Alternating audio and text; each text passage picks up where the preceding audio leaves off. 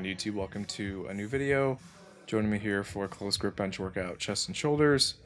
And apologies ahead of time for the highlights and exposure.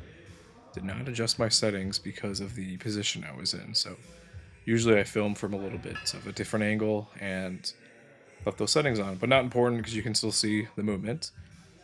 So working up here on close grip bench press, and I've made the change with my warm-ups to do higher reps with the first plate just to get myself acclimated more, and then reserve the lower reps for the warm-ups, and then less until I get to my working sets. So just a good way to get a nice pump and warm up, especially in the winter when it's cold. Sometimes it's hard to kind of find your groove. 285 here, and I didn't like the way this moved, so I decided to drop back down to 265.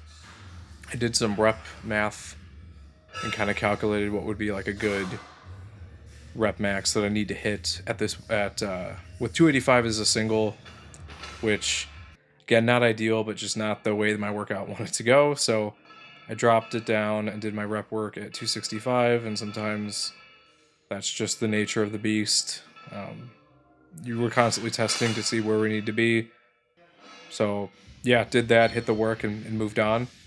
I think I am going to shift over and think of another tricep main movement, because the pressing with the dumbbells is fine and great, but I do want something that does deviate the bench movement, so I'm not just doing wide grip all the time.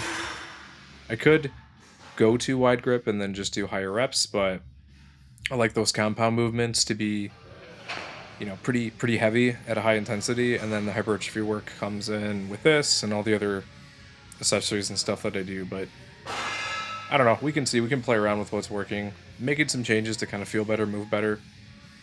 And I've been noticing some like wrist pain just from the close grip, just put too much stress, and then the weight and everything too, though. So I'm gonna have to adjust there. And I did not fix the exposure. I just kept going in this workout. So we're kind of washed out here. I got to be more careful on that. But the flies here, and this is kind of the hypertrophy I've been kind of talking about with most of the training. Do the strength stuff and then get the hypertrophy and the growth through these isolation exercises, especially when you're trying to balance multiple compounds several times a week. You want to make sure that you're able to kind of recover. So stuff like the reverse pec deck, we can do these in the 10, 12, 15 rep range and be okay. And then we've already done the strength work previous, so it all kind of builds upon each other like a nice structure and scaffolding, so that we can get the best of both worlds, be strong and be big. So it's kind of the name of the game, and that's kind of the balance here. Shifting over to lower body, which means we're squatting. So kind of a different, little bit of an outfit here. The day previous, I don't remember the weather, but it is November in these videos, and so it must have been chilly, and then it must have not been chilly. So I'm longing to wear shorts again, because I do enjoy wearing pants, but the extra clothing with lifting and stuff, I don't know, just feel more free when you're lighter and wearing less clothing. Maybe that's why women do it, but who knows. Anyway, we are SSBing, and we're doing the SSB version of this. Normally I'll do like a high bar on the heavier day just to kind of sit back further and less upright.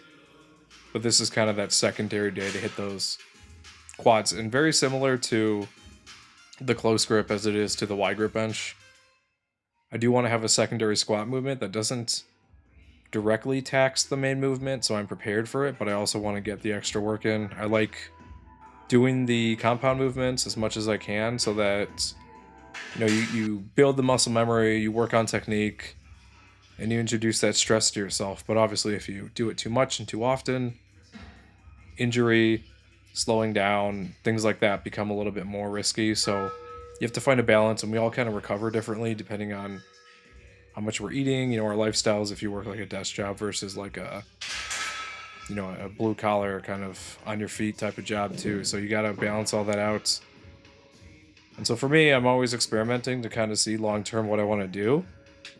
And when I can push the weights, I do want to push the weights, but if I have a great workout today and then my workout a couple days from now sucks because of this workout, then I have to reevaluate that, because I hold myself accountable to my numbers and I always try to hit them. If I can't hit them, I'll do, like I mentioned previous, where I'll take a percentage of whatever top set I had, and then I'll kind of accommodate the rec range. So, you can be fluid like that. You can make those changes, and I annotate everything. I've got a workout tracker, so I'll make those changes when that happens, and then I can see it in the actual weights. Like, I'm used to, knowing what weights I'm hitting, and so if there's a deviation, there's usually a reason why, and I got to put that together. But I will put those notes in there, like if maybe my lower back ain't feeling too great, or just not feeling good that day. Maybe I was sick previous, or I am sick.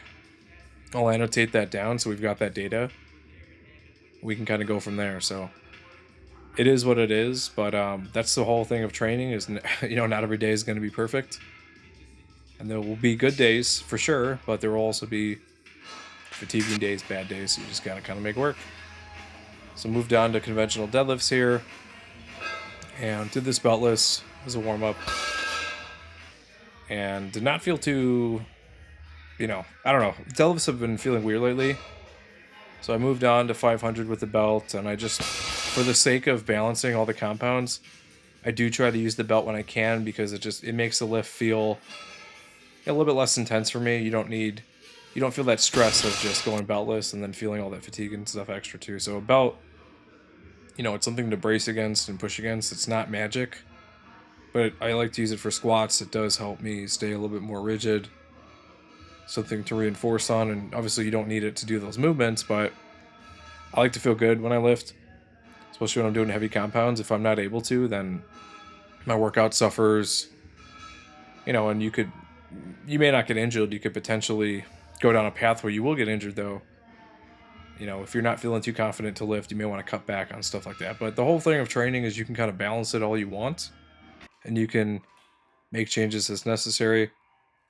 Threw in a couple sets of calves here because I do calves religiously twice a week, but pretty boring to film, and but just proof. So they're growing and doing work eventually. So hopefully they'll catch up. But anyway, that's the video.